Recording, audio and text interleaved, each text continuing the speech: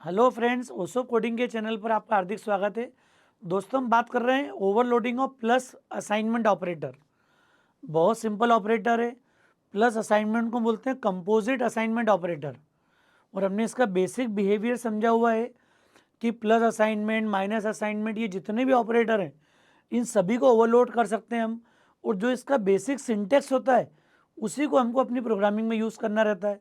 तो बहुत easy approach से हम लोग कई तरह के ऑपरेटर्स को ओवरलोड कर पा रहे हैं। आपने देखा भी, इसके पहले भी हमने कई सारे ऑपरेटर्स को ओवरलोड किया हुआ है। दोस्तों, इस प्रोग्राम में बहुत सिंपल अप्रोच है। दो वेरिएबल ले लिए मैंने, थोड़ा टाइम सेव किया आपका। एक कंस्ट्रक्टर डिफाइन कर दिया और एक डिस्प्ले मेथड ले ली। दो ऑब्जेक्ट क्रिएट कर दिए, 10, 15, 20, 40। क्या चाह रहा हूँ मैं यहाँ पर? छोटा सा कॉन्सेप्ट है, OB1 प्लस असाइनमेंट OB2।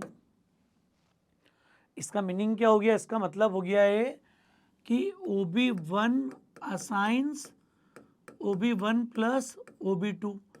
इस काम को हमने शॉर्ट में लिख दिया है OB1 प्लस असाइनमेंट OB2। ये हमने पढ़ा है, सभी ने, कॉन्सेप्ट क्लियर है हमको पूरा। तो ऐसा करके हमको क्या मिलेगा? ऑब्जेक्ट 1 और 2 दोनों ऐड होंगे, मतलब ए दोनों का ऐड होगा, 10, 20, 30। तो 30 असाइन हो जाए कहाँ पर? ए में। और 15 प्लस 40, 55, ये असाइन हो जाए बी में। ये क्लियरिटी आपको हुई होगी। बस आप क्या करोगे, दोनों को डिस्प्ले कॉल कर लो। तो जो एक जैसा फंक्शन है, मैंने आपका टाइम सेव कर लिया। डिस्प्ले और कंस्ट्रक्टर दोनों बना लिए थे हमने पहले।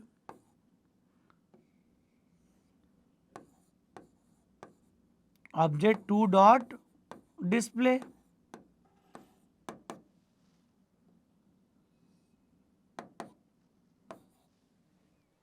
तो ये हमने मेन डिफाइन कर दिया। यहाँ पर कोई बहुत बड़ा काम नहीं करा है, कंस्ट्रक्टर डिस्प्ले सब कॉमन है, सिर्फ ये कॉल किया। और इसका मीनिंग आपको क्लियर है अच्छे से? इसका मीनिंग है OB1 डॉट, चूंकि मेंबर फंक्शन है तो इसको कॉल किसने करा? Plus equal to OB2।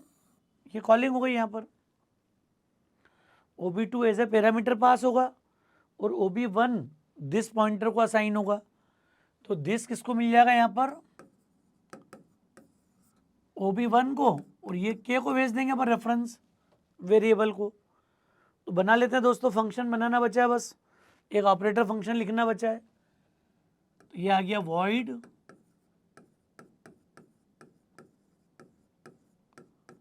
Operator plus assignment. और ये सेकंड पैरामीटर हमने पास कर दिया के को। तो ये जो मीनिंग है इसका हुआ क्या यहाँ पर? ऑब्जेक्ट 2 हमने के को असाइन कर दिया, तो के OB2 को रिफर करेगा, दिस पॉइंटर OB1 को रिफर करेगा। तो प्लस असाइनमेंट क्या हो गया? ए प्लस असाइनमेंट के डॉट ए और बी प्लस असाइनमेंट के डॉट बी। या दिस एरो लगा सकते थे लेफ्ट में हम। रिटर्न कुछ करना नहीं, क्योंकि रिटर्न टाइप क्या है? वॉइड। तो ये हमको क्लियर हो गया पूरा। और ये एंड ऑफ द क्लास।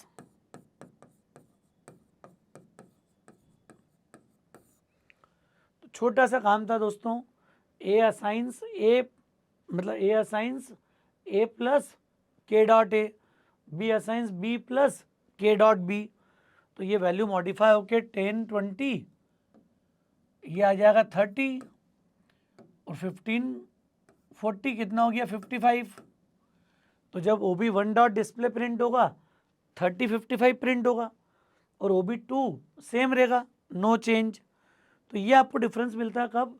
जब हम इसको बेसिक ऑपरेटर के रूप में इम्प्लीमेंट करते हैं, मेंबर फंक्शन के रूप में इम्प्लीमेंट करते हैं।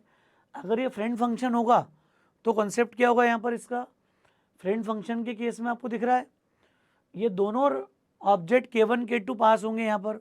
OB1, OB2 दोनों एज ए पैरामीटर पास होंगे।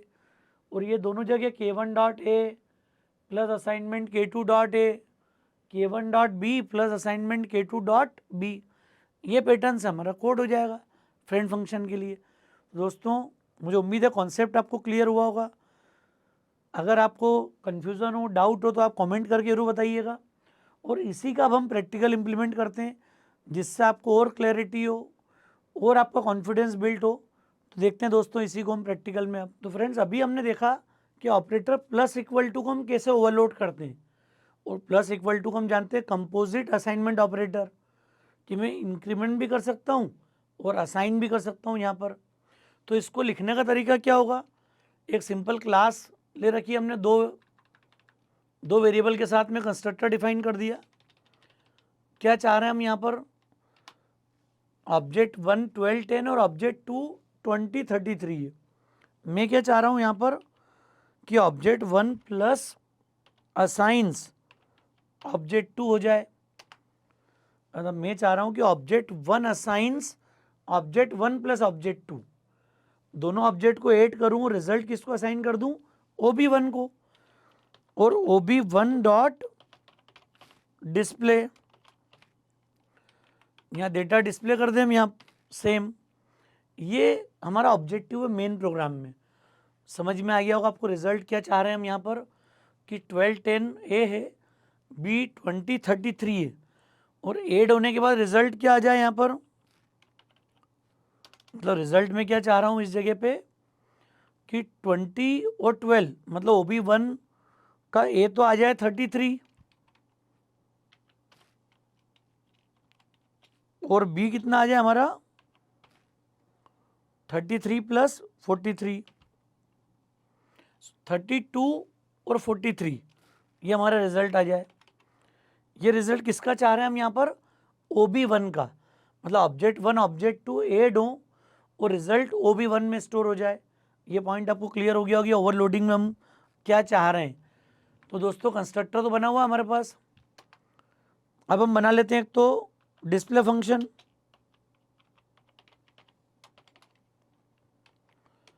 हम चाहते तो OB2 भी प्रिंट कर सकते थे यहाँ पर। सी आउट में क्या चाहते हैं हम लोग यहाँ पर, ए को प्रिंट कर दें पहले, ए एंड बी कितना प्रिंट हो जाए, बी एंड एल। ये काम चाह रहे हैं अभी हम, ए और बी की वैल्यू प्रिंट कर दें, चाहे वो ऑब्जेक्ट 1 में हो चाहे ऑब्जेक्ट 2 में हो। और अब हम चाहते हैं ऑपरेटर फंक्शन ओवरलोड करना। इसको देखो आप, यहाँ पर OB1 plus equal to OB2 है, इसका मतलब क्या हो गया, अरे इसकी डेफिनेशन भी हमने पढ़ी है कि OB1 dot operator plus assignment, और ब्रैकेट में क्या पास कर दूं यहाँ पर मैं, OB2, ये हमारी कॉलिंग है।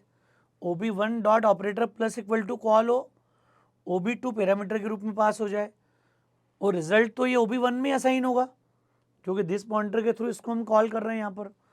तो इसको आप नोटिस करो कि क्या कॉन्सेप्ट है। यहाँ रिटर्न टाइप इसका क्या आ जाएगा, वॉइड, दिख रहा है आपको ऊपर,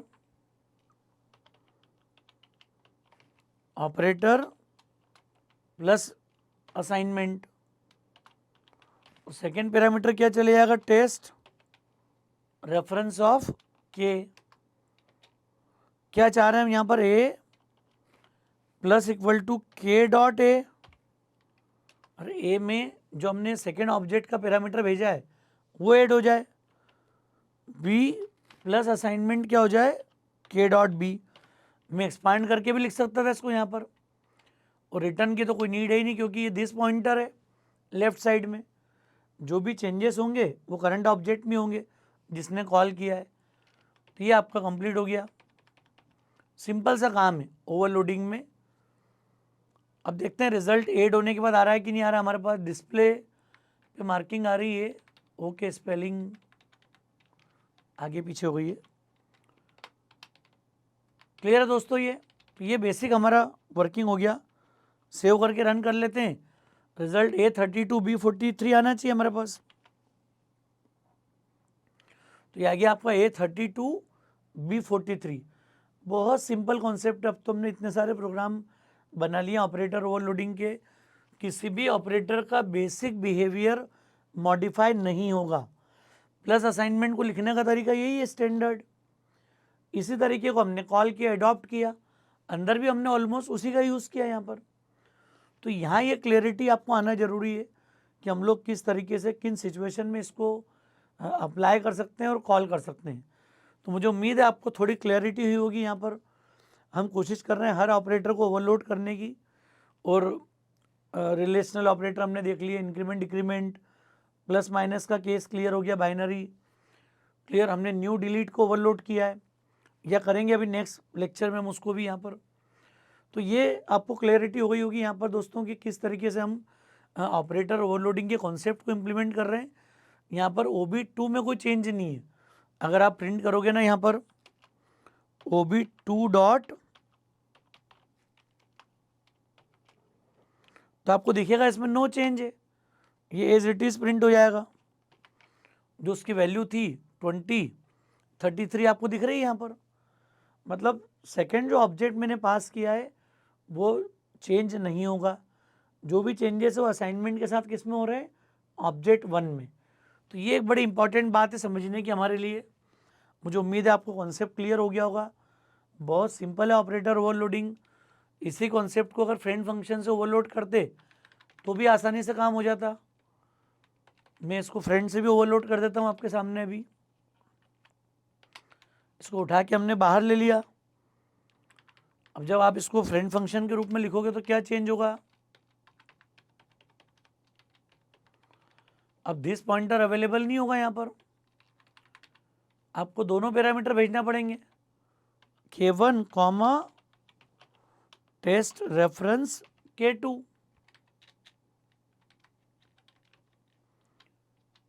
और ये क्या हो गया अब हमारे लिए, K1 डॉट ए से K2 डॉट ए ऐड हो जाए और K1 डॉट बी में K2 डॉट बी ऐड हो जाए।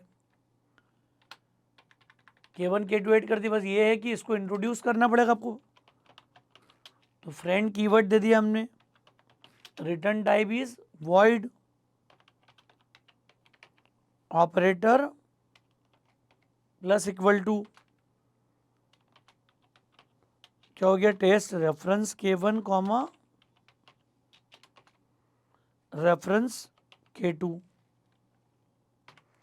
और ये हमने फ्रेंड फंक्शन के रूप में इसको डिक्लेयर कर दिया। यहाँ पर दोस्तों फ्रेंड होने से सिर्फ कितना डिफरेंस आता है कि अगर 0 पैरामीटर पास हो रहे हो तो फ्रेंड में 1 पास करना पड़ेगा। ऑलरेडी 1 पैरामीटर पास हो रहा था, अब कितने भेजना पड़ेंगे, दोनों। मतलब यहाँ पर एक्सपांशन में क्या चेंज हो गया, ये जो सिंटेक्स अभी यहाँ मैंने लिखा था ये चेंज हो गया। बस अभी हो गया operator plus assignment OB1 comma OB2, ये इसका मीनिंग हो गया। बाकी लिखेंगे वैसे ही, लिखने में कोई चेंज नहीं है क्योंकि उसके बेसिक सिंटेक्स को मॉडिफाई नहीं करेंगे। इसको भी रन कर लेते हैं दोस्तों अपन, थोड़ा सा डेटा मॉडिफाई कर दें। 42